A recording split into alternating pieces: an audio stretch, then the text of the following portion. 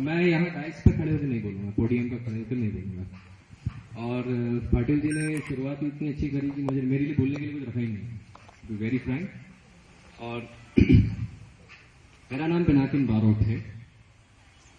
मैं इंदौर से अपना ग्रेजुएशन किया हूँ और उसके बाद मैंने पोस्ट ग्रेजुएशन अहमदाबाद से किया है। पाटिल साहब ने शुरुआत में जो बात कही कि धार में कुछ युवा इंजीनियरिंग की डिग्री लेने के बाद, एमबीए करने के बाद नौकरी न करते हुए गांव चले, मेरी कथा कुछ मुझे याद आती। I did the same thing, मैंने खुद ने भी यही किया। मैंने अपना ग्रेजुएशन किया, पोस्ट ग्रेजुएशन किया अहमदाबाद से, कुछ समय तक जॉब किया और धार चला आया। उस वक्त पारिवारिक स्थितियां कुछ इस प्रकार से थी कि मुझे आना पड़ा, लेकिन over a period of time लगातार एक ही चिंतन मन में चलता रहा कि आखिर मैं कर क्या रहा, व्हाट आई एम डूइंग। क्या एक पैकेज की जो बात कही थी पाटिल साहब ने, सिर्फ वही लेना है या कुछ और। कई लोगों को सुना, कई लोगों को मिला, संपर्क का क्षेत्र बढ़ा और इसी प्रोसेस के चलते तहत एक लंबे समय के बाद मुझे इस बात का आभास हुआ कि हमारे अंदर यानी मेरे अंदर भी एक उद्यमिता मौजूद है, एंटरप्रेन्योरशिप।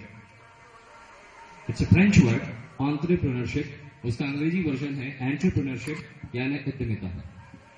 चूंकि मैं एक छोटे शहर को बिलोंग करता था, मैं एक छोटे से शहर से था, उसके बाद मैं इंदौर गया। इंदौर जाके मैंने काफी अपने आप को असहज महसूस किया, क्योंकि वहां पर क्या कि थोड़ा सा एडवांस्ड माहौल रहता था, मैं थोड़ा सा साधारण सा युवक था। यहाँ से गया, वो लोग बड़े हाई फाई स्टाइल वाले बंदे बंदियां होते थे, मुझे बड़ा फील होता था कि यार मैं कुछ जीत सा हूँ उन लोगों के बीच में, तो असहज महसूस करता था। अहमदाबाद गया तो और बड़े बड़े लोग मिलना शुरू हो गए। लेकिन गुजरातियों के अंदर मैंने एक पर्टिकुलर क्वालिटी देखी और वो क्वालिटी ने मेरे अंदर भी एक छोटी सी उद्यमिता जगा दी। महाराष्ट्र से भी मेरे मित्र लोग आए, यहाँ पर युवा साथी आए। तो खैर आज मुझे यहाँ पर बुलाया गया, उसके लिए मैं सबसे पहले पाटिल साहब का धन्यवाद देता हूँ, आदरणीय पांडे जी को धन्यवाद देता हूँ, और हमारे साथ हमारे पीयूष भाई गायकवाड़ जी भी हैं जिन्होंने आपको अभी हाल संबोधित किया।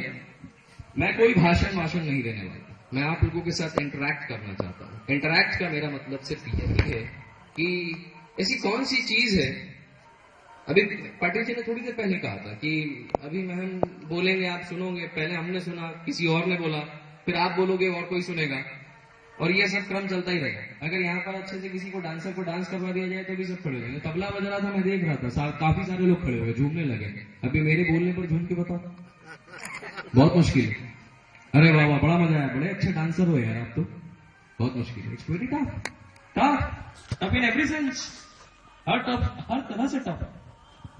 तो उद्यमिता की बात कर रहा था और ये टफनेस को मैं उससे लिंक से जोड़ के बताता हूं कि एक छोटा सा स्कूल था, वहां पर एक मास्टर जी अपने बच्चों को एक प्रयोग सिखा रहे थे, प्रयोग बता रहे थे कि किस प्रकार से कोकून में से बटरफ्लाई, तितली, कोकून को तोड़कर बाहर निकलती है। और कोकून को तोड़कर बाहर निकलने के इस प्रयोग को बच्चों को जब दिखा रहे थे, उसी दौरान मास्टर जी को प्रिंसिपल सर का कॉल आ गया।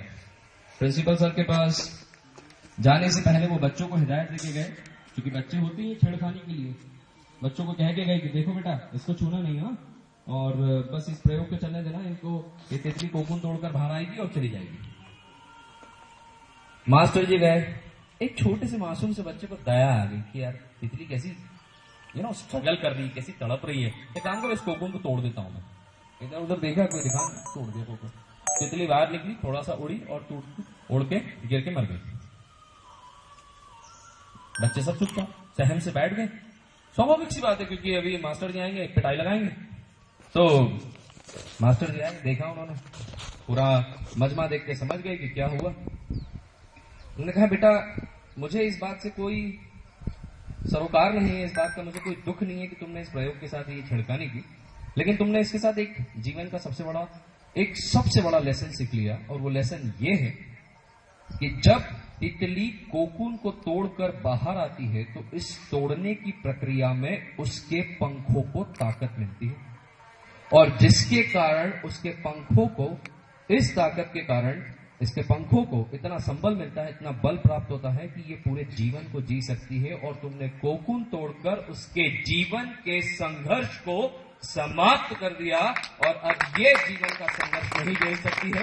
और यही संघर्ष आपके, मेरे या किसी और के जीवन में मौजूद है, लेकिन हम उस संघर्ष से डरते हैं।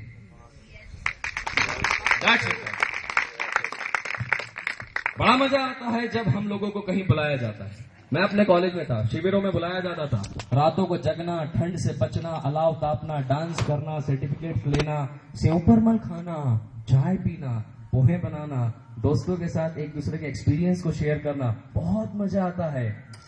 और ये यादें हम सहेज के ले जाते हैं और इन सुंदर यादों की मेमोरीज के साथ जीते हैं। बड़ा मजा आता है।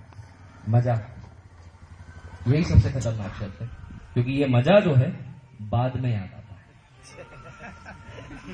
और इसी मजे के कारण ज्यादातर लोग अपने कैरियर को दिशा नहीं दे पाते।